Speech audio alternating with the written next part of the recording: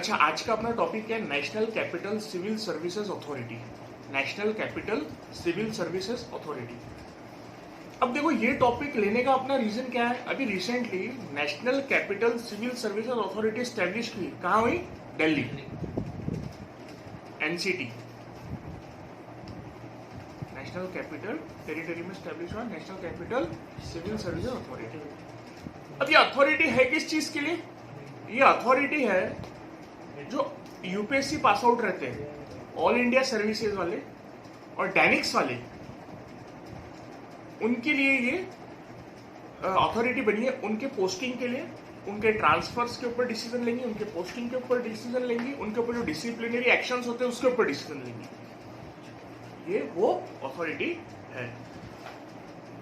अब all India services जो है, ये तो आपको मालूम है, ऑल ओवर इंडिया में 3 ऑल इंडिया सर्विसेज रहती है, आईएएस, आईपीएस और आईएफएस। आईएफएस कौन सा वाला?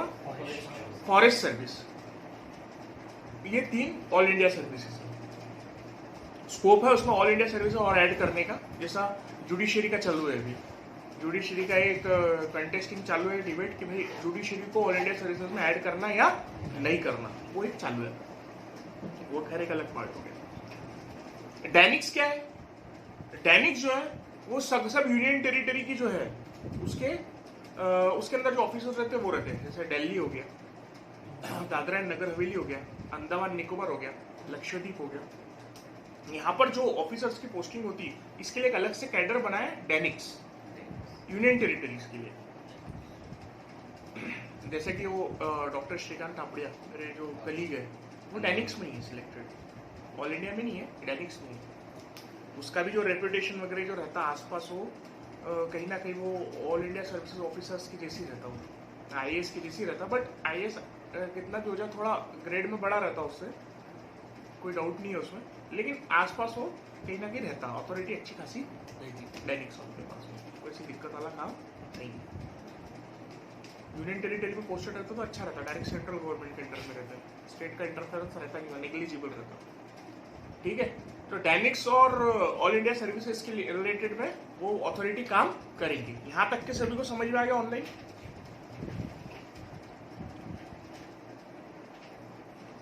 अब ये जो अथॉरिटी है, एक ऑर्डिनेंस आया, government of national capital territory of Delhi, government of national capital territory of Delhi ordinance 2023। ये ऑर्डिनेंस से लाया।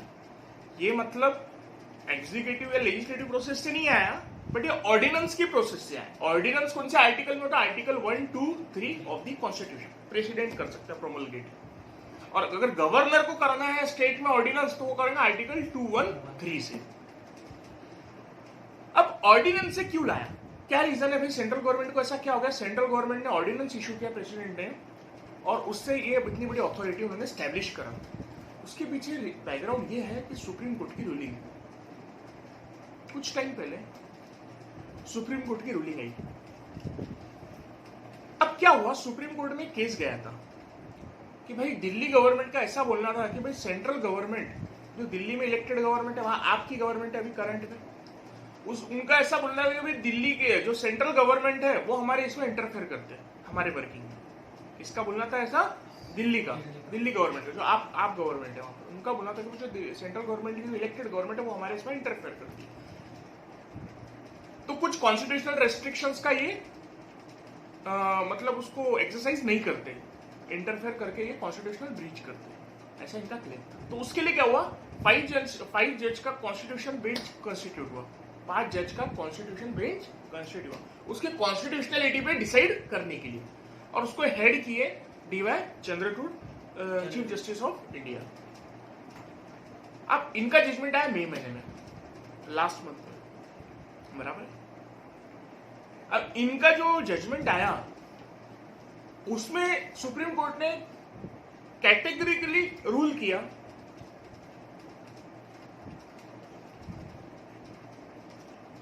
एग्जीक्यूटिव और लेजिस्लेटिव पावर एडमिनिस्ट्रेशन के ऊपर दिल्ली गवर्नमेंट की है, जो दिल्ली में इलेक्टेड गवर्नमेंट है। दिल्ली में इलेक्टेड गवर्नमेंट जैसे आप है अभी, तो उसकी रहेगी, लेकिन सिर्फ 3 चीजें छोड़ के। पब्लिक ऑर्डर, लैंड, पुलिस, ये 3 चीजें छोड़ेंगे। Public order, land, police. अभी सुप्रीम कोर्ट ने कुछ अलग नहीं बोले। एक्चुअली क्या हुआ था 1991 में जब ये एनसीटी का स्टेटस आया था, आर्टिकल 239 AA, ये आर्टिकल 239 AA के थ्रू दिल्ली के ऊपर क्या हुआ था, यूनियन टेरिटरी का स्पेशल स्टेटस दिया था। यूनियन टेरिटरी था ही, लेकिन स्पेशल स्टेटस दिया था। वो क्यों, उसके ऊपर मैं आर्टिकल के ऊपर आगे बताने वाला हूँ कौन से कमेटी के थ्रू आया था, लेकिन उसमें भी दिया हुआ है। तो सुप्रीम कोर्ट ने वही चीज को बताया कि भाई उसके थ्रू भी आर्टिकल का भी इंटरप्रिटेशन करते हुए कि भाई ये 3 चीज को छोड़ के पूरा अधिकार दिल्ली गवर्नमेंट के पास है। मतलब इससे रिलेटेड, ये 3 चीज को छोड़ के रिलेटेड जो भी ब्यूरोक्रेटिक का काम रहता, ब्यूरोक्रेटिक उसकी अथॉरिटी रहती, उससे रिलेटेड एडमिनिस्ट्रेटिव डिसीजन कौन ले सकता, दिल्ली गवर्नमेंट। सिर्फ 3 चीज से रिलेटेड छोड़ के। तो ये किसके फेवर में आ गया डिसीजन, दिल्ली गवर्नमेंट के। उनका जस्टिफिकेशन क्या था, सुप्रीम कोर्ट ने ये जजमेंट पास करी, रूलिंग पास करी, उनका जस्टिफिकेशन क्या था, लॉजिक क्या था। उनका लॉजिक सिंपल ये था कि भाई जो ब्यूरोक्रेट्स है ना, ऑफिसर्स, ऑल इंडिया सर्विसेज और डैनिक्स के जो ऑफिसर्स है दिल्ली गवर्नमेंट के अंदर में जो काम कर रहे हैं, वो लोग काम क्या करेंगे, इंप्लीमेंटेशन ऑफ पॉलिसी। क्या काम करेंगे, और पॉलिसीज किसको देंगे, दिल्ली के लोगों को। भाई फिर दिल्ली के लोगों को अगर वो पॉलिसीज देंगे तो दिल्ली के लोग जिसको चुन के दे रहे हैं, जिस इलेक्टेड गवर्नमेंट को वो चुन के दे रहे हैं, जिस गवर्नमेंट को इलेक्ट कर रहे हैं, वही गवर्नमेंट ने एक्सरसाइज करना चाहिए उन पे control logically, so that it will have accountability of bureaucrats towards the people, electorate. Yes और नो? ये लॉजिक से, ये जस्टिफिकेशन से सुप्रीम कोर्ट ने रूलिंग पास की। समझ में आया यहां तक की? इसी को ओवरटर्न करने के लिए सेंट्रल गवर्नमेंट ने इमीडिएटली ऑर्डिनेंस पास किया। इसी को ओवरटर्न करने के लिए सेंट्रल गवर्नमेंट ने इमीडिएटली ऑर्डिनेंस पास किया। बेसिकली ऑर्डिनेंस यानी क्या रहता, मैं जैसा बताया आर्टिकल 1, 2, 3 ऑफ दी कॉन्स्टिट्यूशन में प्रेसिडेंट पास कर सकता। जब हम कॉन्स्टिट्यूशन पढ़ेंगे तो हम डिटेल देखेंगे, we will see in constitution, उसका टेंशन मत लेना। अभी नेक्स्ट सब्जेक्ट वही रहेगा, उसमें सब समझ में आ जाएगा। मैं मोटा मोटा बताता हूँ समझने के लिए। ऑर्डिनेंस बेसिकली क्या रहता, जब पार्लियामेंट सेशन में नहीं रहती, पार्लियामेंट का सेशन रहता ना, विंटर सेशन, समर सेशन, बराबर है। तो ये जो सेशन रहते, जब ये सेशन नहीं रहता उस टाइम पे कभी लॉ लाना पड़ता, कभी इमरजेंसी प्रोविजन लाना पड़ता। तो भाई फिर पार्लियामेंट नहीं है तो पार्लियामेंट आने तक के रुकेंगे क्या? 2 महीना, 3 महीना, 4 महीना, 5 महीना, 6 महीने तक की गैप दे सकते हैं। मैक्सिमम गैप 6 महीने की दे सकते हैं 2 सेशन में, बराबर है। तो इतनी गैप अगर दे रहे हैं तो फिर क्या करेंगे? तो उसके लिए इमरजेंसी प्रोविजन रहना चाहिए। तो उसी के लिए इमरजेंसी प्रोविजन है ऑर्डिनेंस, बराबर है। तो उसमें क्या रहता है रूल कि भाई जब पार्लियामेंट सेशन में नहीं है, या अगर स्टेट में ला रहे हैं, जब असेंबली सेशन में नहीं है, तो उसमें गवर्नर कौन सा आर्टिकल में ला सकता है? आर्टिकल 213, और प्रेसिडेंट ला सकता है आर्टिकल 123। ठीक है।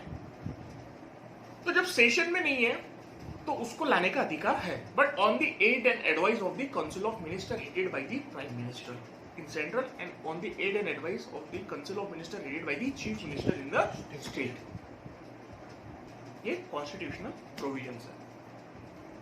मतलब प्रेसिडेंट तो लाएंगे ऑर्डिनेंस, लेकिन किसके एड एंड एडवाइस पे लाएंगा? वो काउंसिल ऑफ मिनिस्टर, प्राइम नहीं, प्राइम मिनिस्टर नहीं, सिर्फ council of minister. Council of minister headed by the prime minister. Council of minister में सभी कैबिनेट मिनिस्टर्स आते हैं, इंपॉर्टेंट जो कैबिनेट मिनिस्टर है ना, सभी आते हैं। मिनिस्टर ऑफ होम अफेयर्स पकड़ लो, मिनिस्टर ऑफ डिफेंस पकड़ लो, मिनिस्टर ऑफ ट्रांसपोर्ट, सभी जो इंपॉर्टेंट जो कैबिनेट मिनिस्टर्स है सभी आते हैं, कैबिनेट। ठीक है। उसको हेड कौन करता? पीएम। तो इनके गाइडलाइंस पे, इनके एड एंड एडवाइस पे वो प्रेसिडेंट ला सकता। अब क्या ऑर्डिनेंस ला लिया तो हमेशा रहेगा क्या वो? भाई इलेक्टेड गवर्नमेंट, इलेक्टेड गवर्नमेंट ने उसको अप्रूवल देना चाहिए, इलेक्टेड गवर्नमेंट ने उसको अप्रूवल देना चाहिए। तो उसका रूल कैसा है कि जब सेशन आता, जब पार्लियामेंट का सेशन वापस चालू होगा, फॉर एग्जांपल अभी प्रेसिडेंट ने ये ऑर्डिनेंस लेके आ गया, national government of national capital territory of Delhi Delhi ordinance 2023, government of national capital territory of Delhi ordinance 2023 ये लाया। अब इसको क्या करेंगे? जब भी सेशन होगा, इमीडिएट सेशन जो भी आएगा, अगला सेशन जो भी आएगा पार्लियामेंट का, उसमें इसको प्रेजेंट करेंगे ऑर्डिनेंस को, और कन्वर्ट करेंगे लॉ में, कन्वर्ट करेंगे लॉ में। और within the 6 weeks from the promulgation of session, within the 6 weeks from the start of session से उनको करना पड़ता। समझ में आया? उससे लेट नहीं कर सकते। ये किसने बोला है? सुप्रीम कोर्ट ने बोला है। समझ में? मतलब अगर आप पकड़ो लॉजिकली तो मैक्सिमम लाइफ कोई भी ऑर्डिनेंस की कितनी हो गई फिर? 6 months 6 weeks। क्योंकि क्यों 6 months 6 weeks? 6 month 2 सेशन के बीच में गैप रहना चाहिए, कोई कंपलसरी नहीं, लेकिन मैक्सिमम गैप 6 महीना रहना चाहिए। 2 सेशन के बीच में 6 महीने से ज्यादा की गैप नहीं दे सकते, ये कॉन्स्टिट्यूशनल प्रोविजन है। तो अगर हम मान के चलो मैक्स टू मैक्स अगर 6 महीने की गैप भी चली गई 2 सेशन के बीच में, और सेशन पकड़ लो 6 महीना वो प्लस ऑर्डिनल पार्लियामेंट का सेशन चालू होने के बाद में कितने दिनों में करना पड़ता है? मैक्सिमम 6 हफ्ता। पहले भी कर सकते हैं मैक्सिमम। तो 6 महीना 6 हफ्तों की गैप मैक्सिमम ऑर्डिनेंस रह सकता है, उससे ज्यादा उसकी लाइफ नहीं रह सकती। अगर उसको रखना है तो उसको वापस से रिप्रोमलगेट करना पड़ता या लॉ में कन्वर्ट करना पड़ता। अंडरस्टूड? ऑर्डिनेंस आ गया। ये ऑर्डिनेंस से इफेक्ट क्या हो? 2015 में एक नोटिफिकेशन आई थी मिनिस्ट्री ऑफ होम अफेयर्स की। 2015 में एक नोटिफिकेशन आई थी मिनिस्ट्री ऑफ होम अफेयर्स की national capital territory of Delhi के लिए। उसमें उन्होंने क्या किया था? ज्यादा पावर नोटिफिकेशन के थ्रू भी ज्यादा से ज्यादा पावर लेफ्टिनेंट गवर्नर को दे दिए थे। किसको दिए थे? Lieutenant governor. जैसे हमारे स्टेट्स में क्या रहता है? गवर्नर रहता है। दिल्ली में क्या दिया हुआ है? Lieutenant governor, lieutenant governor. अब कुछ यूनियन टेरिटरी है वहां असेंबली है, कुछ यूनियन टेरिटरी है वहां असेंबली नहीं है। जहां असेंबली है वहां क्या दिया हुआ है? Lieutenant governor. जिस यूनियन टेरिटरी में असेंबली दिया वहां क्या दिया? Lieutenant governor. तो दिल्ली के जो लेफ्टिनेंट गवर्नर है उनको ज्यादा पावर दे दिया एडमिनिस्ट्रेशन पे 2015 के नोटिफिकेशन से। अब लेफ्टिनेंट गवर्नर यानी अल्टीमेटली वो सेंट्रल गवर्नमेंट ही होगी। गवर्नर को अपॉइंट कौन करता? Central government. उसके लिए कोई और दूसरी कोई प्रोसेस नहीं है, इलेक्टेड प्रोसेस। कोई इलेक्टोरल प्रोसेस है क्या उसके लिए? नहीं है। It is directly appointed by the central government. ठीक है? तो वो लेफ्टिनेंट गवर्नर अगर कुछ इंटरफेयर कर रहा है या डिसीजन ले रहा तो अल्टीमेटली वो किसके डिसीजन है? वो सेंट्रल गवर्नमेंट के डिसीजन है, उनके थ्रू कर रहा है वो सब। ये देने की वजह से क्या हुआ? सुप्रीम कोर्ट का जो डिसीजन आया उससे क्या हुआ? अल्टीमेटली 2015 की नोटिफिकेशन पे भी इफेक्ट हो गया। सेंट्रल गवर्नमेंट ने जो लाया था 2015 उस पे भी चैलेंज हो गया, उसका भी इफेक्ट बहुत सारा नलीफाई हो गया। आया समझ में? इसीलिए सेंट्रल गवर्नमेंट को इतनी इमीडिएट जरूरत पड़ गई कि भाई ऑर्डिनेंस लाके national capital civil services authority establish करने की। अंडरस्टूड? आया सबको समझ में? ऑनलाइन सभी को हुआ क्लियर? अब इसका स्ट्रक्चर देख लेते हैं। ये प्रीलिम्स के लिए याद रखना, इंटरव्यू के लिए तो याद रखना ही है, और प्रीलिम्स के लिए याद रखना है। स्ट्रक्चर पूछ सकते हैं। National capital civil services authority जो है उसको हेड कौन करेगा? Chief minister of the state. उन्होंने हेड जो है चीफ, अब देखो कितने तरीके से उन्होंने किया। उसको हेड, उसको हस्तक्षेप नहीं करना चाहिए, उसको ऑब्जेक्ट नहीं लेना चाहिए। उन्होंने हेड किसको बनाया? वहां की चीफ मिनिस्टर थी। लेकिन टाइगर विदाउट टीथ कैसा रहता? Tiger without teeth. अब शेर तो पर बिना दांत का, तो तुम डरोगे क्या? दांत वाला शेर ना डरोगे तो दांत से काटेंगे आपको, बिना दांत के क्या करेगा? तो चीफ मिनिस्टर हेड रहेगा इसका, और उसके 2 मेंबर और रहेंगे। एक रहेंगे भाई principal secretary, principal home secretary, और दूसरा चीफ सेक्रेटरी। मतलब चीफ मिनिस्टर हेड रहेंगे बॉडी के, उसके अलावा चीफ सेक्रेटरी वहां के, प्लस प्रिंसिपल होम सेक्रेटरी, मतलब 2 मेंबर। ऐसा बोल सकते हैं हम सीएम प्लस 2 मेंबर्स, 3 मेंबर हो गए।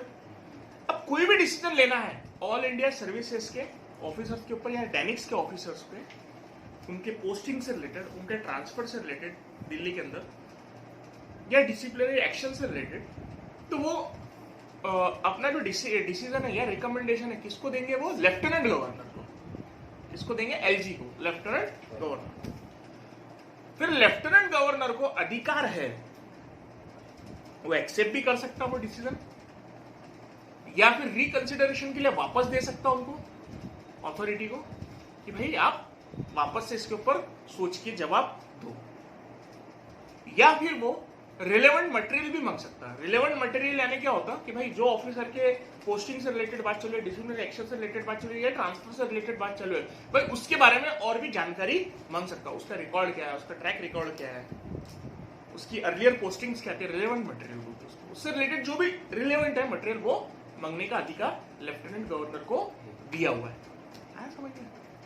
अब ये जो अपना रिकमेंडेशन या डिसीजन जो अथॉरिटी ले रही लेफ्टिनेंट गवर्नर को दे रही, ध्यान से सुनना, ये मेजोरिटी वोट से डिसाइड होता है। सीएम अकेला नहीं ले सकता डिसीजन, नाम को सीएम हेड कर रहा, लेकिन कौन लेगा? मेजोरिटी। अब आप नोटिस करो ये बॉडी में जो दूसरे दो मेंबर है, एक तुम्हारा चीफ सेक्रेटरी हो गया, वो भी अल्टीमेटली यूपीएससी थ्रू वाला ही रहता, बंदा है बंदी जो भी है यूपीएससी थ्रू वाला रहता, तो वो भी किसके अंडर में रहता? सेंट्रल गवर्नमेंट के अंडर में।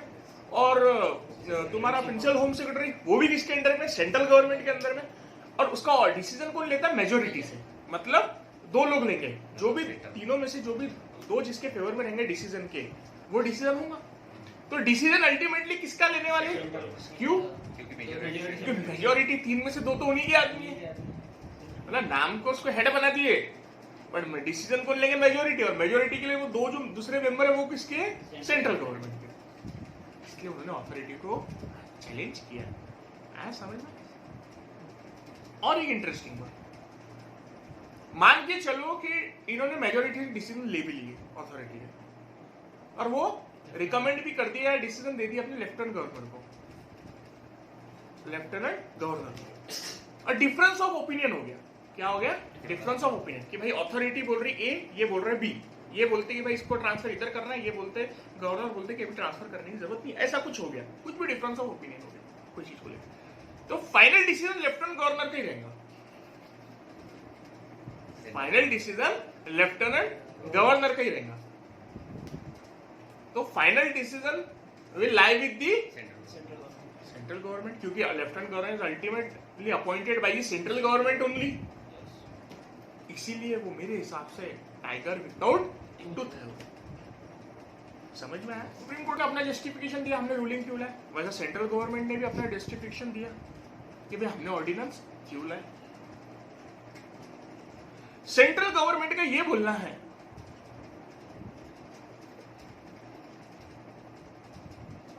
national capital is Delhi is not only a union territory, it is also national capital of entire nation.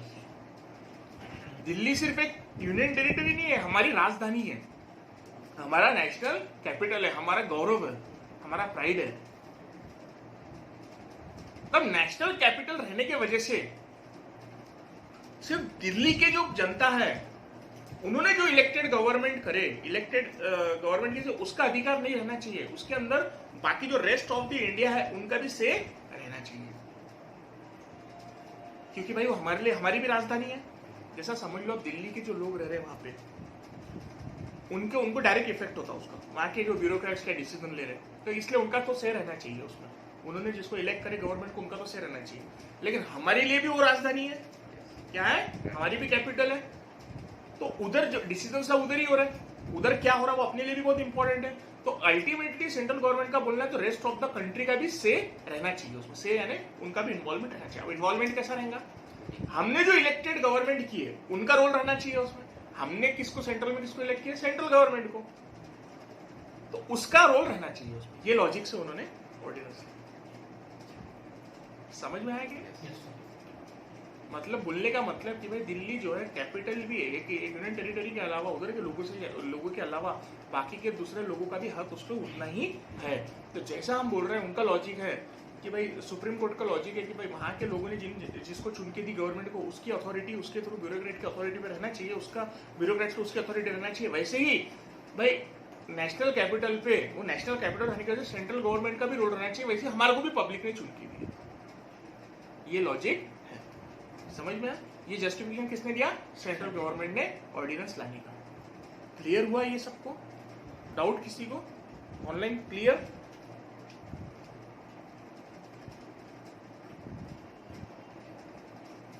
अब आपने बोल दी, आम आदमी पार्टी ने क्या बोली, अब हम इसको चैलेंज करेंगे कहां, वापस से सुप्रीम कोर्ट में। ये तो सिलसिला चलती रहता उनका।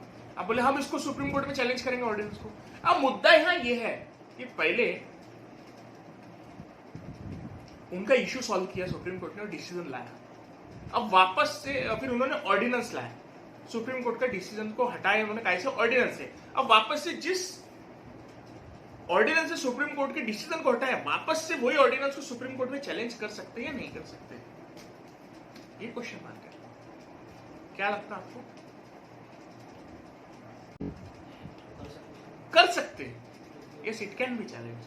प्रीवियसली हुआ है ये, कई ऑर्डिनेंसेस चैलेंज हुए थे। For example DC Wadhwa versus state of Bihar 1987 का case, DC Wadhwa versus state of Bihar 1987 का केस। उसमें ऑर्डिनेंस लाया था सेंट्रल गवर्नमेंट ने। उसमें क्या दिया था कि भाई पब्लिक सर्वेंट जो रहते, उसमें अगर किसी को भी करप्शन के लिए प्रोसिक्यूट करना है, कुछ भी करना है, तो उसमें prior approval of the government रहना चाहिए। मतलब कोई भी एजेंसी को अगर उसके ऊपर प्रोसिक्यूट करना है, फॉर एग्जांपल कोई सेंट्रल गवर्नमेंट का कर्मचारी है, कोई स्टेट गवर्नमेंट को उसके ऊपर एक्शन लेना है, एग्जांपल स्टेट गवर्नमेंट के पुलिस को एक्शन लेना है, उस पर करप्शन के लिए पकड़ो, कुछ भी ले लो, तो उसके लिए क्या लगेगा? Sanction of the government, central government. तुम डायरेक्ट उसके ऊपर प्रोसिक्यूट नहीं कर सकते। ये ऐसा ऑर्डिनेंस किसने बनाया था? सेंट्रल गवर्नमेंट ने। उसको चैलेंज किए थे कहां पर? सुप्रीम कोर्ट में। तो सुप्रीम कोर्ट ने उसको अनकॉन्स्टिट्यूशनल हेल्ड किया। वैसे एक और केस आया था, Krishna Kumar Singh versus state of Bihar 2017 में। Krishna Kumar Singh versus state of Bihar 2017 में। अब वो उसमें भी एक सेंट्रल गवर्नमेंट ने एक ऑर्डिनेंस लाया था, उसको चैलेंज किया था। अब वो सेंट्रल गवर्नमेंट ने ऑर्डिनेंस क्या लाया था कि भाई पब्लिक सर्वेंट को प्रोसिक्यूट करना है कोई ऑफेंसेस के लिए, कि भाई वो भाई आपको ऐसा लगता है वो ऑफेंसेस उसने डिस्चार्ज ऑफ ऑफिशियल ड्यूटीज में किया। जैसा आप कोई पोस्टिंग हो, आपकी कहीं पोस्टिंग है, आप ऑफिसर हो, तो आप कोई अपना ऑफिशियल काम कर रहे हैं, लेकिन उसके वजह से कि भाई कोई बोल रहा है कि इससे ऑफेंस हो गया, इससे गलत काम हो गया, तो इम्यून रहना चाहिए। मतलब वो ऑफिस के बाहर अगर कुछ काम कर रहा तो उसके ऊपर एक्शन होना चाहिए। ऑफिस के अंदर से अगर ऑफिशियल ड्यूटीज डिस्चार्ज कर रहा तो उसके ऊपर एक्शन नहीं होना चाहिए, उसको पर्सनल इम्यूनिटी रहनी चाहिए। ये जैसा प्रेसिडेंट और गवर्नर को रहती है, आपको मालूम होगा, प्रेसिडेंट को ऑफिशियल डिस्चार्ज ऑफ ड्यूटी में कुछ करा तो उसके ऊपर लाइबिलिटी नहीं लेनी, उस टाइप से पब्लिक सर्वेंट को बोला, ताकि भाई वो फ्री रहे काम करने के लिए। नहीं तो क्या होता है, पब्लिक सर्वेंट बहुत डिसीजन लेने को 10 बार सोचते हैं, उनको लगता है भाई मैं कुछ करूंगा तो मेरे ऊपर एक्शन ना हो जाए। इसीलिए सेंट्रल गवर्नमेंट ने ऑर्डिनेंस लाया, इसको चैलेंज किए सुप्रीम कोर्ट ने। तो सुप्रीम कोर्ट ने इसको भी अनकॉन्स्टिट्यूशनल बताया, क्योंकि वो अगेंस्ट अ पब्लिक इंटरेस्ट है, ऐसा सुप्रीम कोर्ट ने। मतलब बोलने का एग्जांपल मैंने आपको जो दिया, DC Wadhwa versus state of Bihar 1987 का, Krishna Kumar Singh versus state of Bihar 2017 का, दोनों में ऑर्डिनेंस को सुप्रीम कोर्ट में चैलेंज किया और दोनों में अनकॉन्स्टिट्यूशनल ठहराए गए। तो मतलब ऑर्डिनेंस चैलेंज कर सकते या नहीं कर सकते? कर सकते। ऐसे एग्जांपल आपको देना पड़ेगा एग्जाम में। आया समझ में? देखो इश्यूज, एडमिनिस्ट्रेटिव सर्विसेज से इश्यूज क्या है? एडमिनिस्ट्रेटिव सर्विसेज जो दिल्ली में एडमिनिस्ट्रेटिव सर्विसेज है, उसमें इश्यूज है क्या एक्चुअली, वो अपने को देखना है। अब बेसिकली क्या है, वहां पावर टजल चलता है। क्या चलता? पावर टजल, कि भाई मेरी ताकत कितनी, तेरी ताकत कितनी, किस किस में? दिल्ली गवर्नमेंट में और लेफ्टिनेंट गवर्नर में। अब लेफ्टिनेंट गवर्नर तो नाम तो लेफ्टिनेंट गवर्नर है, पर अल्टीमेटली समझो वो कौन है? सेंट्रल गवर्नमेंट ही है, क्योंकि सेंट्रल गवर्नमेंट ही अपॉइंट करता और लेफ्टिनेंट गवर्नर वही करता जस्ट सेंट्रल गवर्नमेंट उसको बोलता। एक्चुअल में बता रहा हूं आपको, वही है सिचुएशन। हर स्टेट के गवर्नर की वही हालत है, वो अल्टीमेटली किसके रहते हैं? सेंट्रल गवर्नमेंट के। अब अभी आप अपने महाराष्ट्र में देखो, भगत सिंह कोश्यारी जी सेंट्रल गवर्नमेंट के थे। तो शिवसेना गवर्नमेंट जो थी पहले वाली, उद्धव ठाकरे, शिवसेना गवर्नमेंट उद्धव ठाकरे वाली, तो यूटीपी बोलते ना उसको, उद्धव ठाकरे, बाळासाहेब ठाकरे जो भी है, वो गवर्नमेंट जो थी, तो वो जो थी मालूम है उसका, उस भगत सिंह कोश्यारी का बहुत चलता था वो गवर्नमेंट का। इतनी सिचुएशन आ गई, गवर्नर ने बोला मैं रिजाइन कर दूंगा। वो हमेशा कंटिन्यू एलिगेशंस लगाते थे गवर्नर पे, भाई गवर्नर इंटरफेयर कर रहा, गवर्नर ऐसा कर रहा, बराबर है। वो क्यों? क्योंकि वो अल्टीमेटली रिप्रेजेंटेटिव किसके रहते हो? गवर्नर, चाहे वो लेफ्टिनेंट गवर्नर हो या गवर्नर हो, ठीक है। अब इसमें पावर डिजल चल रहा दिल्ली गवर्नमेंट में और लेफ्टिनेंट गवर्नर में। भाई किस चीज का पावर डिजल? कि एडमिनिस्ट्रेटर्स पे अथॉरिटी किसकी है, who holds authority over the administrator, इस चीज को लेके पावर डिजल चल रहा। अब इससे क्या हो जाता? डेडलॉक हो जाता। डेडलॉक है नहीं भाई, ना इसका ना उसका, दोनों अटक जाती बात। डिसीजंस हो सकते या फिर डिसीजंस ही नहीं हो सकते, डेडलॉक वाली सिचुएशन हो जाती। वो अपना बोलता है, ये अपना बोलता है, काम ही नहीं होता।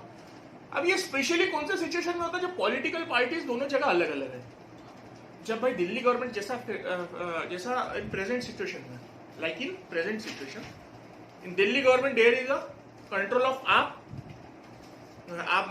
आदमी Party is ruling, and over central government BJP is ruling. So there is a difference of there used to difference of opinion always between the two different parties, क्योंकि भाई दोनों अलग अलग है, दोनों के इश्यूज अलग अलग है, दोनों के आइडियोलॉजी अलग अलग है, दोनों के वे ऑफ वर्किंग अलग अलग है, समझ गए? तो इसके वजह से क्या होता, फिर वो डेडलॉक हो जाता। वही नहीं, कोई भी स्टेट में आप देख लो, अगर कोई गवर्नर और सेंट्रल गवर्नमेंट में इश्यू चल रहा ना तो डेडलॉक ही हो जाता। ऐसे बीच में मेरे ख्याल से वो केरला में हुआ था, केरला का गवर्नर का, यूनिवर्सिटी का, बराबर केरला का इसी हुआ था बीच में। केरला में क्या हुआ था, गवर्नर और वहां के चीफ मिनिस्टर में इतना हुआ कि उन्होंने चांसलर की पोजीशन से हटा दिया। यूजुअली क्या होता, जो चांसलर रहता वो किसको रहती अथॉरिटी, गवर्नर को। जो यूनिवर्सिटी के चांसलर रहते हैं वो पोजीशन दी जाती गवर्नर को। तो उन्होंने क्या किया, वहां के चांसलर को, वहां के गवर्नर को वहां के चांसलर की पोजीशन से हटा दिया और दूसरा कोई अथॉरिटी रखा। अब ये इंसल्ट किसकी है, गवर्नर की, गवर्नर की इंसल्ट है कि भाई इतनी बड़ी कॉन्स्टिट्यूशनल पोस्ट है, उसकी इंसल्ट है वो। ऐसे टसल चल रहे थे, वहां पर भी वही चल रहा है, रेजिग्नेशन भी डिमांड किया उन्होंने गवर्नर का, किसने, केरला गवर्नमेंट। तो मतलब वो सिर्फ दिल्ली में ही नहीं, वो हर जगह है, गवर्नर वर्सेस स्टेट गवर्नमेंट। इसीलिए कई जगह सुप्रीम कोर्ट ने बोला है, कई जगह कमिटीज ने बोला है कि आप क्या करो, वैसे गवर्नर को अपॉइंट करो जो गवर्नर के साथ में वहां के लोकल जो इलेक्टेड गवर्नमेंट है वहां का कंसेंसस है। ऐसा बोला है गाइडलाइंस में, मालूम है आपको, सुप्रीम कोर्ट ने भी बोला है और कमिटीज की गाइडलाइंस में भी है कि भाई ऐसे गवर्नर को सरकारिया कमीशन ने भी बोला है। सरकारिया कमीशन ने क्या बोला, ऐसा आपको एग्जाम में लिखना है कि सरकारिया कमीशन है, सरकारिया कमीशन ने भी क्या बोला है, ऐसा सरकारी कमीशन ने रिकमेंडेशन में बोला है कि भाई ऐसे गवर्नर को अपॉइंट करो जिसके साथ में वहां का चीफ मिनिस्टर की कंसेंसस है। चीफ मिनिस्टर को पूछो वहां के, फॉर एग्जाम्पल महाराष्ट्र में अगर किसी गवर्नर को सेंट्रल गवर्नमेंट को अपॉइंट करना है तो वो क्या करना चाहिए, सेंट्रल गवर्नमेंट ने, सेंट्रल गवर्नमेंट वहां के chief minister, council of minister की मीटिंग बुलानी चाहिए, उनके सामने प्रस्ताव रखना चाहिए, हम ये गवर्नर को अपॉइंट कर रहे हैं, तो आपका सहमति है या नहीं है। वो क्यों, ताकि स्मूथनिंग ऑफ द एडमिनिस्ट्रेशन के लिए, इफिशियंसी ऑफ एडमिनिस्ट्रेशन। कल जाके ये नहीं होना चाहिए कि भाई हमने गवर्नर को अपॉइंट करे, आप नहीं बोल रहे, फिर कल जाके क्या होंगे, पंगे होंगे, फिर आप उसका नहीं सुनेंगे, वो उसका नहीं, क्योंकि कोई भी बिल पास होता उसको एसेंट कौन देता, governor. Every bill shall get assent of the governor of the respective state, right or wrong, right? इसीलिए फिर भाई उनमें अंडरस्टैंडिंग रहना जरूरी है, नहीं तो ईगो क्लैश आते क्या, वो एसेंट ही नहीं करेंगे, ये बिल बनाते जाएंगे, वो एसेंट ही नहीं करेंगे, वो ऑर्डिनेंस निकालेंगे, फिर रिप्रोमल्गेशन ऑफ ऑर्डिनेंस। अब ऑर्डिनेंस के ऊपर भी सुप्रीम कोर्ट ने वही बोला है, सुप्रीम कोर्ट ने कितने जजमेंट्स बोल दिया है, 2017-18 का भी एक जजमेंट है, उसमें भी बोला repromulgation of ordinance again and again without presenting it before the respective legislature, in case of central government before the parliament, in case of state before the legislature, is unconstitutional, is ultra vires। मतलब अगर आप present नहीं कर रहे हैं, बार बार ordinance निकालते उसको चलाते जा रहे हैं। एक बार क्या हुआ था, बिहार में हुआ था, बिहार के गवर्नमेंट ने इतना बेकार काम चलता था, मेरे ख्याल से कितने साल चलाया था उन्होंने ऑर्डिनेंस, वो 14 साल कुछ खींच दिया था उन्होंने, 12 से 14 साल उन्होंने ऑर्डिनेंस खींच दिया था बिहार में। बार रिप्रोमल्गेशन करते, हर 6 महीने में उसको कुछ रिप्रोमल्गेशन करते जा रहे थे, ऑर्डिनेंस खींचते 10-12 साल हो गए।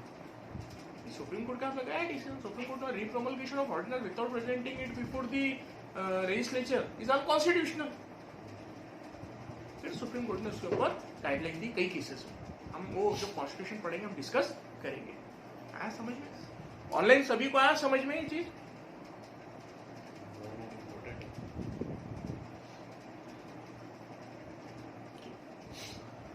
अब इफिशिएंसी पे कैसा इफेक्ट होता है, एक एग्जांपल बताता मैं आपको। बीच में क्या होता है, दिल्ली गवर्नमेंट ने door step delivery of ration का स्कीम निकाला। Door step delivery of ration, भाई अब हम राशन को घर पे डिलीवर करेंगे। अब उसमें जब door step delivery of ration का निकाला, उसमें हो गया वापस से डेडलॉक हो गया बीच में, किसके, दिल्ली गवर्नमेंट में और एलजी में। अब क्यों हुआ, क्योंकि door step delivery of ration यानी ये इंप्लीमेंटेशन ऑफ पॉलिसी की बात आ गई। इंप्लीमेंटेशन ऑफ पॉलिसी किसके हाथ में रहती है, एडमिनिस्ट्रेटर के हाथ में रहती है। अब एडमिनिस्ट्रेशन को डायरेक्शन कौन देगा, अप्रूवल कौन करेगा, उसकी बात ये आ गई। अब ब्यूरोक्रेट बेचारे बीच में फंसे जा रहे हैं हम इसके हैं या उसके हैं? हमारा बाप दिल्ली गवर्नमेंट है कि हमारा बाप एलजी है? सही बात है, नहीं है? उनको अपने बाप का ही समझ में नहीं आ रहा कि हम है कौन किसके। अब वो बीच में पीछते, ये बोलता मेरी सुनो, ये बोलता मेरी सुनो। इसकी नहीं सुने तो वो गाली मारता, इसकी नहीं सुने तो वो गाली मारता। ऑफिसर्स का ऐसी हाल होता। आप लोग बनोगे तो आपको अनुभव आएंगे कई चीजों के। तो door step delivery of ration, अब बोले करना कौन, वो हो गया स्टॉप। अभी तक का एग्जीक्यूट नहीं होगा, अभी तक के एग्जीक्यूट होगा तो अप्रूवल कौन देगा? वो नहीं सब फाइनल से किसके पास में है भाई? एलजी के पास में है या भाई दिल्ली गवर्नमेंट के पास में, इलेक्टेड दिल्ली गवर्नमेंट के पास में? वही नहीं हो गया। इससे क्या हुआ? पॉलिसी ब्रेकडाउन होगी। इतना अच्छा policy door step delivery of ration वाली एक अलग सड़क निकाला उन्होंने, वो रुक गई। आया समझ में? एग्जाम्पल समझ में आ गया? और ये इशू स्पेशली कब पड़े थे? जैसे कि national capital territory of Delhi act आया था 2021, ये 2021 में एक एक्ट लाया उन्होंने, national capital territory of Delhi amendment act. मतलब क्या हुआ? National capital territory of Delhi 1991 का एक्ट है, 1991 में एक्ट आया था national capital territory of Delhi का। उसके अंदर उन्होंने अमेंडमेंट करके 2021 में अमेंडमेंट करके वापस से उन्होंने रीइनेक्ट किया उसको, बराबर है?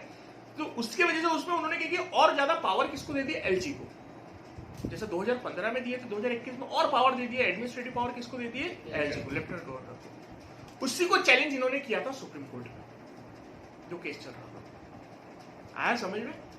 उसी के इसकी वजह से इश्यूज और ज्यादा उनके बढ़ गए, डिफरेंसेस ऑफ ओपिनियन बहुत ज्यादा बढ़ गए लेफ्टिनेंट गवर्नर और दिल्ली के बीच। इस पे डायरेक्टली अगर बोले तो दिल्ली गवर्नमेंट और सेंट्रल गवर्नमेंट के बीच। आया समझ में? अब इसमें आर्ग्यूमेंट देखेंगे अपन, सेंटर के और दिल्ली के। भाई अपने उनका भी स्टैंड तो देखना पड़ेगा ना, वो क्या चाह रहा है, ये क्या चाह रहा है। एडमिनिस्ट्रेशन में दिल्ली के कंट्रोल किसका है, इसके ऊपर आर्ग्यूमेंट क्या क्या है। पहले अपन देखते हैं सेंट्रल गवर्नमेंट के आर्ग्यूमेंट। ये अपने को दोनों साइड कभी भी मालूम रहनी चाहिए। आपको आंसर में लिखना है, एक साइड का नहीं लिखना है। आप बीजेपी वाले को लिख रहे हैं सेंट्रल गवर्नमेंट के फेवर का लिख रहे हैं, आप आम आदमी पार्टी वाले को लिख रहे हैं हम आम आदमी पार्टी के फेवर का लिख रहे हैं, दिल्ली गवर्नमेंट का। ऐसा नहीं लिखना, दोनों साइड से लिखना। Then you should give recommendation and final conclusion, right? अब भाई सेंट्रल गवर्नमेंट का आर्ग्यूमेंट क्या है? पहला आर्ग्यूमेंट जैसा मैंने पहले बताया, भाई दिल्ली जो है उसको स्पेशल स्टेटस है। क्यों? क्योंकि वो नेशनल कैपिटल है। नेशनल कैपिटल है तो उसके ऊपर सभी का से रहना चाहिए, मतलब पूरे कंट्री का से रहना चाहिए। और कंट्री का से रहने के लिए कंट्री ने कौन से इलेक्टेड गवर्नमेंट को करी, डेमोक्रेटिकली इलेक्टेड, उसका उसके ऊपर कंट्रोल रहना जरूरी है। मतलब कौन? सेंट्रल गवर्नमेंट, बराबर है? उनको हमने लोकसभा में बैठा है, सेंट्रल गवर्नमेंट में वही है, बराबर है? तो उनका सही रहना चाहिए, इसीलिए भाई ये जरूरी है कंट्रोल रहना। एक दूसरा आर्ग्यूमेंट क्या है? वो बोलते हैं भाई दिल्ली के पास में सफिशिएंट कंट्रोल है, दिल्ली के पास में सफिशिएंट कंट्रोल है ब्यूरोक्रेसी में, इससे ज्यादा जरूरत नहीं है बोले उनको। जैसे कि ट्रांसैक्शन ऑफ बिजनेस रूल्स 1993 एक रूल है, ट्रांसैक्शन ऑफ बिजनेस रूल 1993, उसके अंडर में क्या दिया है, जो दिल्ली में जो इलेक्टेड गवर्नमेंट है उसको सुपरवाइजरी फंक्शन है ब्यूरोक्रेसी की। अब ये नहीं है उसको कि भाई पोस्टिंग, ट्रांसफर और डिसिप्लिनरी के ऊपर, लेकिन सुपरवाइजरी है।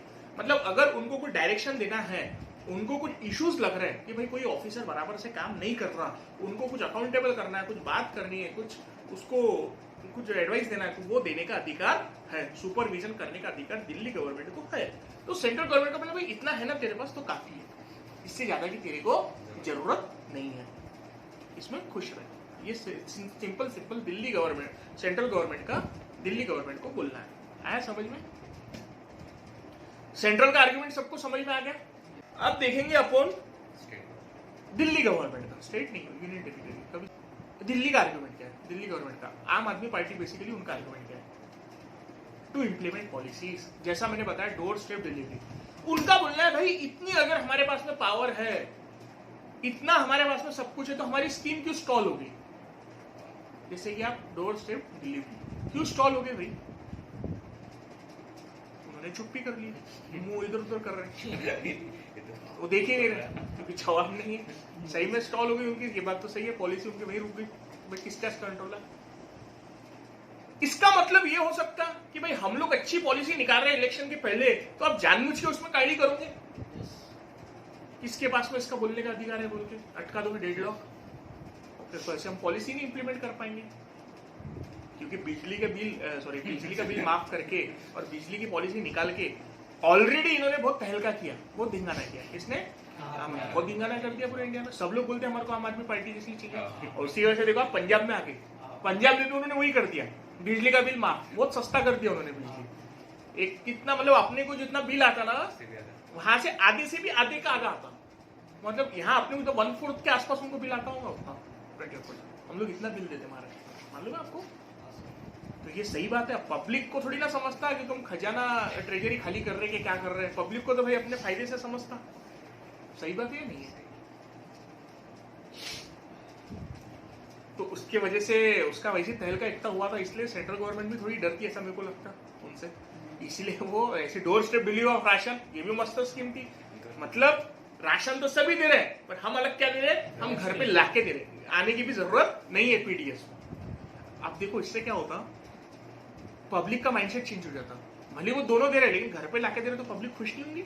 आप घर पे मैं आपको लाके दे रहा राशन, ये ले भाई खा, आराम से पुना के, इससे वाला आयता क्या चाहिए आपको? अब शायद इसी की वजह से स्टॉल हुई होंगी वो इंटरफेरेंस, क्योंकि पंजाब में आने से आम आदमी पार्टी वैसी डर गई है सेंट्रल गवर्नमेंट कहीं ना कहीं। सही बात है नहीं है? क्योंकि गुजरात में भी सीट्स बढ़ गए उसके, मालूम है आपको? गुजरात में कुछ नहीं थी, गुजरात में सीट्स आ गए। अभी नेक्स्ट इलेक्शन में महाराष्ट्र में भी खड़ी कर रहे हैं लोग सीट। और 2 ही एजेंडा है उनका, एक राशन और एक बिजली, और 2 ही चाहिए, खाना और हवा का आर्ग्यूमेंट क्या था। दिल्ली गवर्नमेंट का आर्ग्यूमेंट क्या बताया मैंने? पावर टू इम्प्लॉयड पॉसिबली, जैसे कि राशन कार्ड का दिक्कत आती, मैंने बताया पॉलिटिक्स क्या रहती। दूसरा है आर्टिकल 239AA, ये उन्होंने सुप्रीम कोर्ट में भी आर्ग्यूमेंट के टाइम कोर्ट किया था। उनका बोलना है भाई आर्टिकल 239A लाया किसने? सेंट्रल गवर्नमेंट ने लाया, क्योंकि भाई कॉन्स्टिट्यूशनल अमेंडमेंट कौन करता? Central government. आर्टिकल 239A जो है कॉन्स्टिट्यूशन को तो मानना पड़ेगा, उनका बोलना था। अब आर्टिकल 239A में क्या दिया हुआ है कि भाई दिल्ली गवर्नमेंट को, जो दिल्ली की इलेक्टेड गवर्नमेंट है, उसको लेजिस्लेटिव और एग्जीक्यूटिव पावर, लेजिस्लेटिव यानी उसके ऊपर लॉ बनाने के लिए, एग्जीक्यूटिव यानी सुपरवाइज करने के लिए, एडमिनिस्ट्रेटिव पावर मतलब एडमिनिस्ट्रेशन के ब्यूरोक्रेसी के ऊपर, वो पूरी पावर है। कोई भी लिस्ट पे वो काम कर सकता है दूसरे स्टेट्स के जैसा। जैसा बाकी के स्टेट्स देखो आप, तीन लिस्ट रहती है, एक स्टेट लिस्ट, एक कॉन्करेंट लिस्ट और एक सेंट्रल लिस्ट। तो स्टेट लिस्ट और कॉन्करेंट लिस्ट पे हर स्टेट लॉ बना सकता। सिर्फ ऐसा रहता, कॉन्करेंट लिस्ट पे अगर कोई फॉर एग्जांपल कोई सब्जेक्ट है और उसके ऊपर अगर कभी इनकंसिस्टेंसी होगी सेंट्रल और स्टेट के, तो उसके ऊपर सेंट्रल का प्रिवेल करता, ऐसा है। पर लेकिन लॉ बनाना का अधिकार है इसको स्टेट को, स्टेट लिस्ट और कॉन्करेंट लिस्ट। सेंट्रल तो सेंट्रल के लिए रिजर्व रहती है, तो उसमें नहीं कर सकता। तो ये कुछ ऐसा ये दिया हुआ है, बॉर्डर्स दिया है, एम्बिट दिया हुआ है, काय का? कॉन्स्टिट्यूशनल एम्बिट लॉ मेकिंग के लिए। अब आर्टिकल 239A में क्या दिया हुआ है? 239A में कि भाई ऐसी दूसरे स्टेट्स के जैसा स्पेशल स्टेटस दिया दिल्ली गवर्नमेंट को। दिल्ली भी लेजिस्लेटिव और एग्जीक्यूटिव दूसरे स्टेट के साथ एग्जिस्ट कर सकते, सिर्फ एक्सेप्ट 3 चीज छोड़ के, लैंड, पुलिस और पब्लिक ऑर्डर। ये 3 चीज छोड़ के दिल्ली गवर्नमेंट कोई भी चीज पे लॉ बना सकती है। स्टेट लिस्ट पे भी बना सकती है और कॉन्करेंट लिस्ट पे भी बना सकती दिल्ली गवर्नमेंट, ये अधिकार दिया। अब एग्जीक्यूटिव भी एक्सरसाइज कर सकती। सुप्रीम कोर्ट ने भी एक्चुअली देखा जाए तो वही उसी को देखते हुए रूलिंग पास की, वही कॉन्स्टिट्यूशनल अमेंडमेंट को देखते हुए रूलिंग पास की। समझ में आया? लेकिन अब सेंट्रल गवर्नमेंट के स्टैंड की वजह से थोड़ी इनकंसिस्टेंसी आ रही है। देखो सुप्रीम कोर्ट कभी किसी के प्रेशर में काम नहीं करता, ये भी एक एग्जांपल है। देखो ये रूलिंग उन्होंने किसके अगेंस्ट में दे दिया? सेंट्रल गवर्नमेंट के अगेंस्ट में। उन्होंने ये देखा क्या कि सेंट्रल गवर्नमेंट में कौन बैठा है, भाई हमारा प्रॉब्लम हो सकती है हमारे आगे। देखो यही देखो कोर्ट की, यही इंडियन जुडिशरी का, इंडिपेंडेंस ऑफ जुडिशरी का एग्जांपल है। इंडिपेंडेंस ऑफ जुडिशरी का एग्जांपल है। जुडिशरी किसी के प्रेशर में काम करती नहीं, जुडिशरी से बढ़कर कुछ नहीं है, जुडिशरी से बढ़कर कुछ नहीं है। इसलिए मैं बोल रहा हूँ, वैसे तो पार्लियामेंट है, लेकिन पार्लियामेंट को भी चेक रखने के लिए जुडिशरी का बहुत बड़ा रोल है। इसीलिए जो एनजैक वगैरह कॉन्स्टिट्यूशनल बताया गया, इसीलिए बताया क्योंकि अगर कभी एनजैक आ जाता था, नेशनल जुडिशियल अपॉइंटमेंट कमीशन, जिसमें भाई तुम जजेस को भी अपॉइंटमेंट करने के लिए सेंट्रल गवर्नमेंट का भी रोल आ जाता, भले लीडर ऑफ अपोजिशन रहो या प्राइम मिनिस्टर हो सब, लेकिन उसमें क्या होता है, इंटरफेरेंस हो जाता। अल्टीमेटली अगर आप जज हो, एनजैक है, आप हाई कोर्ट के जज हो, आपको सुप्रीम कोर्ट में चाहिए, तो आप हाई कोर्ट के अगर जज हो, आपकी भी अपेक्षा रहती है कि भाई मैं सुप्रीम कोर्ट में हूँ, नेचुरल रहता हूँ किसी को भी साइकोलॉजिकल, तो फिर आप अगर सेंट्रल गवर्नमेंट का हस्तक्षेप रहेगा तो आप उसके अगेंस्ट में ऑर्डर पास करने का हेसिटेट कर सकते हैं, चांसेस तो है। इसीलिए सुप्रीम कोर्ट ने बोला कि भाई सेंट्रल गवर्नमेंट का इंटरफेरेंस नहीं चाहिए, चाहे वो लीडर ऑफ अपोजिशन हो, किसका भी हो, कोई नहीं। अभी क्या होता है, अभी कैसे जजेस अपॉइंट होते हैं, कॉलेजियम सिस्टम से होते, कैसे होते हैं, कॉलेजियम सिस्टम जो रहता है उन्हीं के जजेस ही रहते हैं उसमें, सीनियर टॉप 3 सीनियर जजेस रहते हैं, headed by chief justice of India. वो डिसाइड करते इस पे प्रमोशन पे, भाई किसको सुप्रीम कोर्ट में लेना है, कौन सा हाई कोर्ट के जज को सुप्रीम कोर्ट में लेना है। समझ में, उनके इसमें किसी का इंटरफेरेंस नहीं चलता। समझ में आया?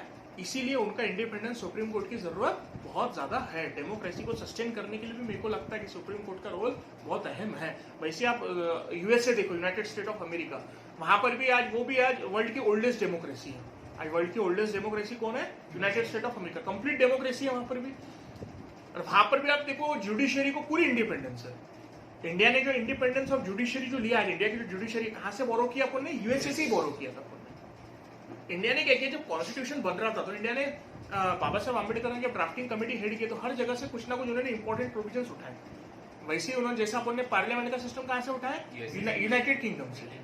पार्लियामेंट का जो अपन ने बताया इलेक्टेड जो हमारा है, तो डायरेक्टली इलेक्टेड जो हमारा कहां से उठाया हमने? यूनाइटेड किंगडम से, बराबर है। वैसे ही हमने जुडिशरी कहां से उठाए? यूएसए से। प्रेसिडेंट कहां से उठाए? यूएसए से। समझ में आया? इंडिपेंडेंस ऑफ जुडिशरी इंडिया की यूएसए से हमने लिए थे, गौरव किए। समझ में आया? ये हम कॉन्स्टिट्यूशन जब हम पढ़ेंगे तो आप देखेंगे डिटेल, एक एक चीज कैसा उठाए, आपको बहुत मजा भी आएगा, समझेगा भी बहुत कुछ। लेकिन समझना, इसीलिए इंडिपेंडेंस ऑफ जुडिशरी जरूरी है। क्लियर हुआ? ऑनलाइन सभी को समझ में आया? ये क्या है? इंटरलिंक टॉपिक है, समझ में आना चाहिए। जुडिशरी भी लिंक हो जाती है, आपको एग्जांपल समझ में आना चाहिए। आप ये एग्जांपल देखो, एग्जांपल में बड़ी जुडिशरी का कुछ लिखना, आप एग्जांपल दे सकते हैं इंडिपेंडेंस ऑफ जुडिशरी के एग्जांपल। उन्होंने भाई इसके फेवर में रूलिंग दिया, दिल्ली गवर्नमेंट के फेवर में, सेंट्रल गवर्नमेंट। ये इंडिपेंडेंस ऑफ जुडिशरी का एग्जांपल। आप ऐसे लिख के रख लिया करो नोट्स में। तो मैं बोलता आपको डायरी अप्रोच रखो। डायरी अप्रोच मैंने टाइम टेबल में अलग से नहीं लिखा, ये आपको ऑलरेडी सबको बता चुका हूँ। एक डायरी मेंटेन रखो, टॉपिक वाइज डिवाइड करो सबको, जैसा woman, education, health, judiciary, security, Naxalism, disaster, ethics, ऐसे टॉपिक्स डिवाइड करो। उसमें सब में एग्जाम्पल्स तैयार करो, फैक्ट्स तैयार करो। सब पे एक हाथ दो एग्जाम्पल रहने चाहिए, 2-4 फैक्ट्स रहने चाहिए।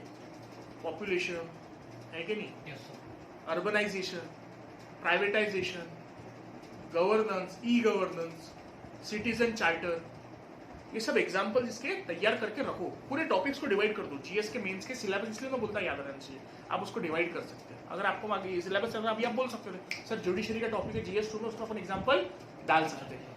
अब आर्टिकल 239A आया कैसे, थोड़ा सा हम बैकग्राउंड देख लेते हैं। इसको बोलते हैं बैकवर्ड लिंकेजेस। कभी भी कोई भी चीज का बैकवर्ड देखने का, ऐसा नहीं कि वो प्राइमा फेसी जो दिख रहा वही पढ़ो, उसके पीछे कहां से आया, क्या आया वो देखने का, नेट पे सर्च करने का, कुछ भी करने का। आर्टिकल 239A कहां से आया? 69th अमेंडमेंट 1991 में हुई थी। 69 कॉन्स्टिट्यूशनल अमेंडमेंट 1991 में हुई थी। उसके बाद में ये ऐड किए प्रोविजन नया। वो क्यों किए? एक्चुअली क्या था, दिल्ली की बहुत टाइम से डिमांड थी कि हमारे को सेपरेट स्टेट का, स्टेटहुड का स्टेटस दो। जैसे बाकी स्टेट है, हमारे को भी स्टेटहुड का स्टेटस दो बोल के किसकी डिमांड की है? स्टेट, मतलब यूनियन टेरिटरी तो पहले से थी। यूनियन टेरिटरी से उसने क्या बोले, हमारे को स्टेट बनाओ, सेपरेट स्टेट। वो डिमांड के लिए एक कमेटी बैठी, बालकृष्णा, एस बालकृष्णा 1987 में। कब बैठी? एस बालकृष्णा कमेटी बैठी। एस बालकृष्णा कमेटी बैठी 1987 में। वो कमेटी ने अपनी रिकमेंडेशन दी। तो वो कमेटी ने बोली कि भाई स्टेट तो नहीं देना चाहिए इसको, लेकिन स्पेशल स्टेटस दे देना चाहिए। क्या देना चाहिए? Special union territory but with special status. तो यूनियन टेरिटरी दिल्ली को उन्होंने एक स्पेशल स्टेटस दिया। समझ में आया? स्पेशल, उसी में फिर ये प्रोविजन ऐड करेंगे। लेफ्टिनेंट गवर्नर बना डाले, council of minister, elected government. समझ में आया? बाकी के यूनियन टेरिटरीज आप देखोगे, कई यूनियन टेरिटरीज में क्या है, कुछ में असेंबली में, कुछ में नहीं है। 2 में ही है मेरे ख्याल से असेंबली। पुडुचेरी और अपनी दिल्ली। हाँ बराबर है, पुडुचेरी में और दिल्ली, सिर्फ 2 ही स्टेट, सिर्फ पुडुचेरी और दिल्ली, सिर्फ 2 यूनियन टेरिटरी में असेंबली है। बाकी जगह असेंबली नहीं है। वहां पर सेंट्रल गवर्नमेंट के जो अपॉइंटेड एडमिनिस्ट्रेटर रहता है वो रूल करता है। कौन करता? Administrator, central government appointed administrator rule करता। समझ में? वहां पर नहीं रहता। तो ये स्पेशल स्टेटस दिया है दिल्ली को। और यहाँ पर और भी ज्यादा प्रोविजन अलग भी है दिए थे, जैसा लॉ बनाने का अधिकार, स्टेट पे कॉन्करेंटली स्टेट की जैसी दे दिया, लेकिन सेंट्रल गवर्नमेंट का चेक रखा है लेफ्टिनेंट गवर्नर को अपॉइंट करके, समझ में? मतलब वो मीडियोकर है, यूनियन टेरिटरी का भी पार्ट आ गया उसमें थोड़ा और स्टेट का भी आ गया, दोनों का मिक्सचर बन गया है वो। आया समझ लो? कौन सी कमेटी आ गया हमने, ये प्रीलिम्स में पूछ सकते क्योंकि अभी दिल्ली न्यूज में है, तो नेक्स्ट ईयर के प्रीलिम्स में ये आ सकता दिल्ली के डिमांड के लिए, दिल्ली का स्टेट के डिमांड के लिए कौन सी कमेटी थी, या ये सोच सकते this are the following committees which is related with Delhi state status, Delhi demand for statehood status. तो आपको कौन सी कमेटी मार्क करना है? एस बालकृष्ण। कब अपॉइंट करे? 1987 में। और कौन सा आर्टिकल है मैंने बताया इसके लिए, दिल्ली से रिलेटेड 239AA। और कौन से अमेंडमेंट हुई थी कॉन्स्टिट्यूशनल? 69 constitutional amendment 1991। ठीक है। तीसरा आर्गुमेंट क्या है उनका, दिल्ली गवर्नमेंट का? भाई प्रोविजन में ऐसा दिया हुआ है, उनका बोलना है आर्टिकल 239A में, lieutenant governor should act on the aid and advice of council of minister headed by the chief minister. जैसे कि बाकी इसमें दिया हुआ है, बाकी स्टेट में भी गवर्नर को वही करना पड़ता जो काउंसिल ऑफ मिनिस्टर बोले, जैसा सेंट्रल गवर्नमेंट में प्रेसिडेंट को वही करना पड़ता जो काउंसिल ऑफ मिनिस्टर बोले, वैसे ही बोले भाई दिल्ली गवर्नमेंट में भी वही करना पड़ता जो काउंसिल ऑफ मिनिस्टर बोले। तो भाई फिर भी ये अपोज में कैसे जा सकते हैं, इनकंसिस्टेंट स्टैंड कैसे ले सकते हैं? भाई तुम 3 लिस्ट की बात कर रहे, बात अलग है, पब्लिक ऑर्डर, पुलिस लैंड, लेकिन तुम बाकी लिस्ट में भी नहीं सुन रहे। ये किसका बोलना है? दिल्ली गवर्नमेंट का। ये 3 आर्गुमेंट इसके हो गए, कंप्लीट आ गया समझ में? अभी एग्जांपल देता हूं मैं, कितना वर्स्ट सिनेरियो हो गया। अभी एक एग्जांपल इसका दूंगा मैं, कितना वर्स्ट सिनेरियो दिल्ली में हो गया है, कितने नीचे के लेवल पे वहां पर चल रहा है। अभी देखो आप, एक ऑफिसर लोग, all India service UPSC pass out लोगों के साथ में, और एक लेफ्टिनेंट गवर्नर, इन लोगों में भी कैसी लड़ाई होती है। अभी रिसेंट का एग्जाम्पल बताता आपको, चीफ सेक्रेटरी और नरेश कुमार, वहां पर चीफ सेक्रेटरी है नरेश कुमार। अब चीफ सेक्रेटरी नरेश कुमार ने ये वहां पर एलिगेशंस लगाए, उन्होंने सर्विसेज के मिनिस्टर है वहां पर सौरभ भारद्वाज, उसके ऊपर ये एलिगेशन लगाया कि भाई उन्होंने मेरे को इंटिमिडेशन किया, मतलब धमकी दी और मेरे को हेरेस किया, उन्होंने मेरी इंसल्ट करी और मेरे को जान से मारने के थ्रेट भी आए। किसने लगाया ये? चीफ सेक्रेटरी नरेश कुमार ने सर्विस मिनिस्टर सौरभ भारद्वाज पे। ऐसे चल रहे हैं वहां पे, ये लेवल का एक मेक पे ऐसे एलिगेशंस लगा रहे हो, मतलब आप समझे क्या काम होगा फिर? एक मेक का मुंह नहीं देखेंगे, वो उसका मुंह नहीं देखेगा, वो उसका मुंह नहीं देखेगा, तो काम पॉलिसीज पास होंगे, वो उसके ऊपर साइन नहीं करेगा फाइल के ऊपर, ये इसकी फाइल के ऊपर साइन नहीं करेगा, तो काम होंगे क्या ऐसे से? तो ultimately who will suffer? People. Ultimately people will suffer, ये तो खुद ही ब्यूरोक्रेट है। Ultimately people will suffer. नुकसान किसका हो रहा? पब्लिक का। उनके लिए पॉलिसीज नहीं इंप्लीमेंट हो पाएंगी ना अच्छे से, अगर ये लड़ेंगे तो आपस में। समझ में आया? इसीलिए इसके ऊपर जल्द से जल्द प्रॉपर एक मीडियोकर सॉल्यूशन निकलना चाहिए, और सुप्रीम कोर्ट का से जरूरी है इसमें। सुप्रीम कोर्ट है न्यूट्रल, सुप्रीम कोर्ट डिसाइड करेगा on the basis of constitution, whether it is constitution और कॉन्स्टिट्यूशन, बस वो इतना ही देखते हैं, whether it is in the public interest और नॉट, वो यही देखते हैं। समझ में आया? हो गया सभी को क्लियर? ये हो गया टॉपिक अपना पूरा।